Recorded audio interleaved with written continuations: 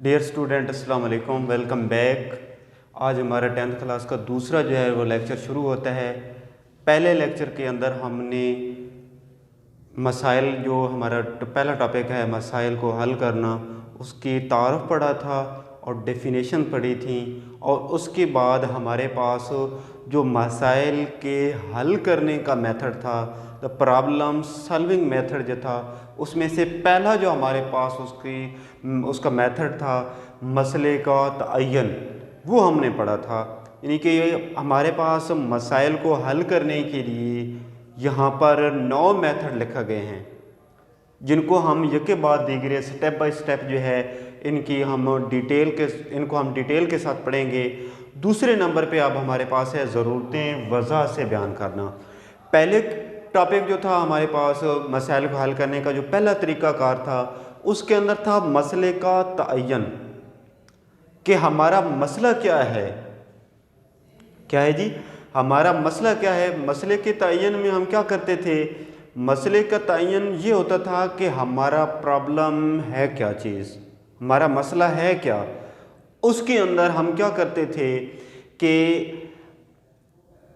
जो गैर मामूली चीज़ें होती थी, गैर मुतल्लका चीज़ें होती थी, उनको हम साइड पर रख देते थे। यानी कि गैर मुतल्लका चीज़ों को हज़फ कर दिया जाता था और अहम बातों को, अहम चीज़ों को जो है वो पॉइंट आउट किया जाता था।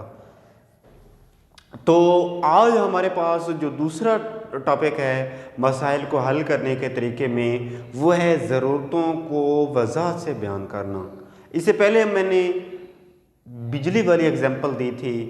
अब आज जो है बिजली वाली एग्जांपल भी जो है ना, वो सारे तरीक़ों के ऊपर जो है फॉलो होती है, लेकिन कोशिश करेंगे कि रोज़मर्रा ज़िंदगी के अंदर हर जो है टॉपिक के साथ एक नई एग्जांपल लेकर आएँ। तो ज़रूरतें वज़ाहत से बयान करना हमारा काम, हमारा टॉपिक क्या है जी? हमारा टॉपिक है मसाइल को हल करने का तरीका। उसमें दूसरे नंबर पे हमारे पास है ज़रूरतें वज़ाहत से बयान करना। ज़रूरतों को वज़ाहत से बयान करने का मतलब क्या है कि फ़र्ज़ किया, जिसकी सादा से सादा एग्जांपल ये है कि फ़र्ज़ किया आप अपने घर पे बैठे हुए हैं, या अपने दफ्तर में बैठे हुए हैं, या अपने स्कूल में बैठे हुए हैं, कॉलेज में बैठे हुए हैं। आप जो है ना अपना पीसी चला रहे हैं, आप अपना कंप्यूटर चला रहे हैं, कंप्यूटर चलते चलते बंद हो गया है। आपका कंप्यूटर चलते चलते बंद हो गया है, तो आप जो है ना बिल्कुल हैरान परेशान हो जाते हैं कि अब मेरा पीसी जो है, मेरा कंप्यूटर जो है बंद हो गया है, इसका मैं क्या करूं। तो अब क्या करते हैं, पहले जो है उसकी केबल्स वगैरह को, हार्ड डिस्कों को, सॉफ्टवेयर को, हार्डवेयर को आप छेड़ते हैं, उनको हिलाते जुलाते हैं। कहीं से पावर तो नहीं जो है डिस्कनेक्ट हो गई, कहीं से कोई और मसला तो नहीं बन गया। यानी कि आप अपनी तरफ से मुकम्मल जो है निशानदेही करते हैं कि हो सकता है थोड़ा सा प्रॉब्लम हो और जो है प्रॉब्लम यहीं पे हल हो जाए। तो होता यूँ है कि जब आप उस मसले को जो है ना हल करना शुरू करते हैं, मसला अब कौन सा बना है आपका, कि आपका कंप्यूटर जो है वो चलते चलते बंद हो गया है, तो आप उसको जो है ना अपने तय उसको हल करने की कोशिश करते हैं। आप इस नतीजे पर पहुंचे हैं कि आपका वो जो मसला है, आपका जो कंप्यूटर है, वो आपसे जो है ना नहीं चल रहा। तो आप क्या करेंगे? बाज़ार में जाएंगे, किसी मैकेनिक के पास जाएंगे, किसी जो है आप ऑपरेटर के पास जाएंगे और कहेंगे कि जनाब मेरा कंप्यूटर जो है या मेरा पीसी जो है, मेरी डिवाइस जो है, ये चलते चलते बंद हो गई है, तो इसका कोई ना कोई जो है ना हल बताएं। अब आगे से आपका क्या क्वेश्चन करेगा?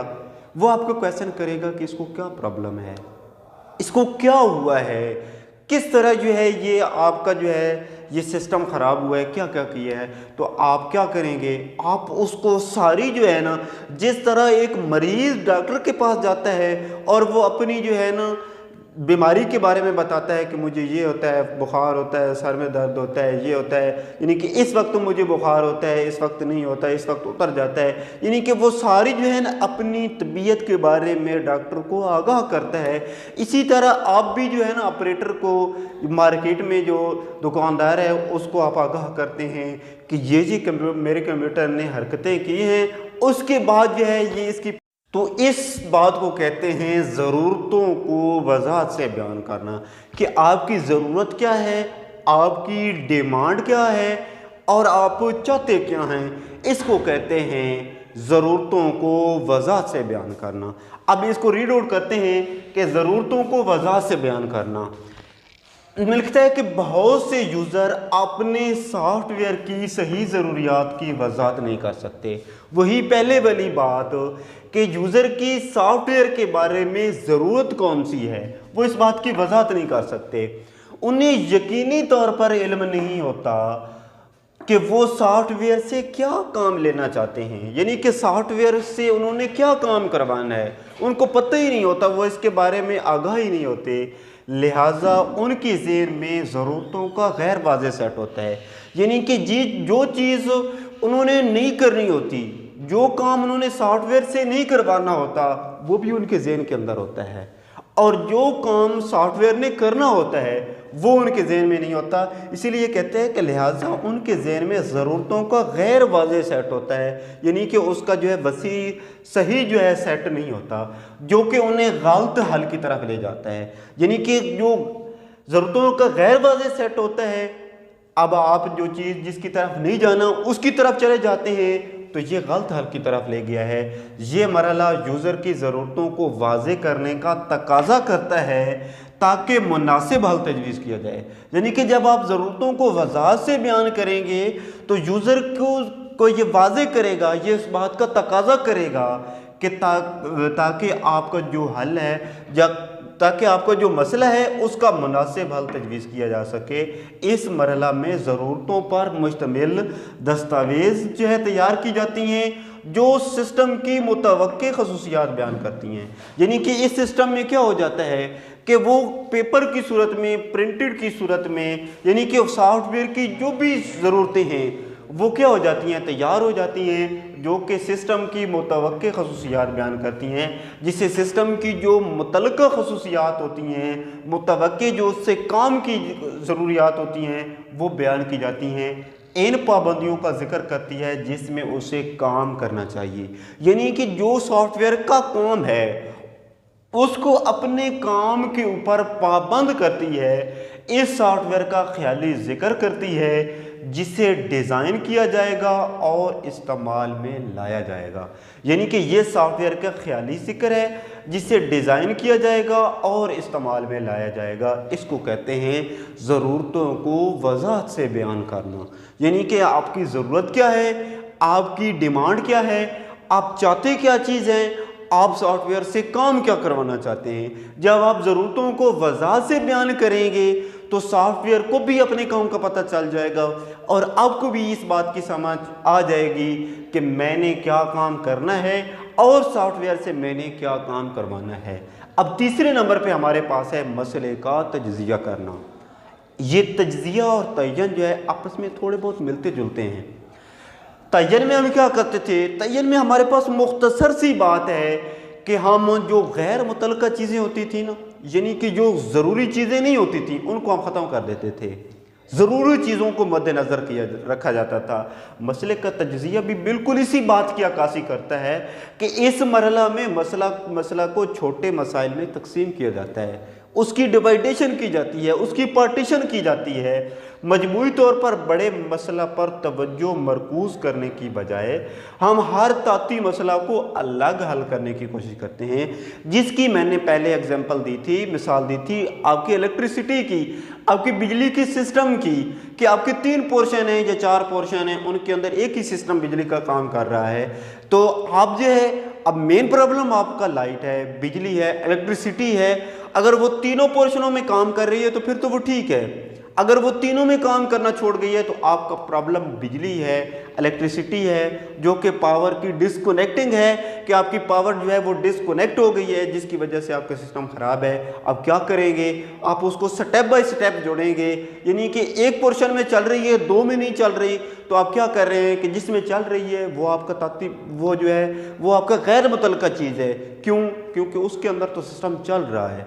हमने तवज्जो किसके ऊपर मरकूज़ करनी है, ऑन पोर्शंस के ऊपर हमने तवज्जो मरकूज़ करनी है जिनके अंदर वो इलेक्ट्रिसिटी हमारी कट ऑफ हो गई है, डिस्कनेक्ट हो गई है, उसको तो इस सिस्टम में क्या होता है, इस सिस्टम में ये होता है, इसके एडवांटेज ये हैं कि इससे सादा हल निकल आता है।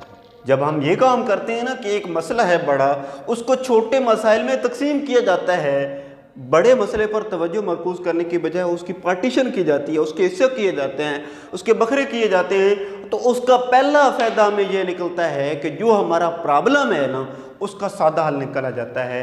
ये हिकमत अमली टॉप डाउन डिज़ाइन, यानी कि तकसीम करो और फतह करो, तकसीम करो और फतह करो, यानी कि जो काम हो गया है उसको दोबारा करने की ज़रूरत नहीं है। जिस तरह कि मैं कह रहा था कि 3 पोर्शन हैं, 2 के अंदर आपकी पावर जो है वो चल रही है, तीसरे के अंदर नहीं चल रही, तो 2 जो है ना वो तो चल जो रहे हैं। मसला अब हमारा क्या है, मसला हमारा है वो है कि तीसरे के अंदर जिसके अंदर इलेक्ट्रिसिटी या पावर नहीं चल रही वो हमारा मसला है। इसी हमको कहते हैं कि हिकमत अमली टॉप डाउन डिज़ाइन, यानी कि तकसीम करो और फतह करो का असूल कहलाती है।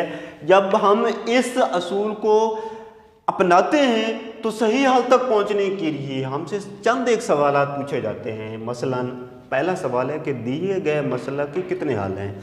हमने तज्ज़िया में पढ़ा है कि मसला में छोटे मसाइल में तकसीम किया जाता है। ये कहता है कि मसला के कितने हल हैं, कितने उसको हिस्सों में तकसीम किया जाता है, यानी कि ये नहीं है कि आप जो है बात का बतंगड़ बना दें, कितने मसाइल में आपने उसको तकसीम करना है।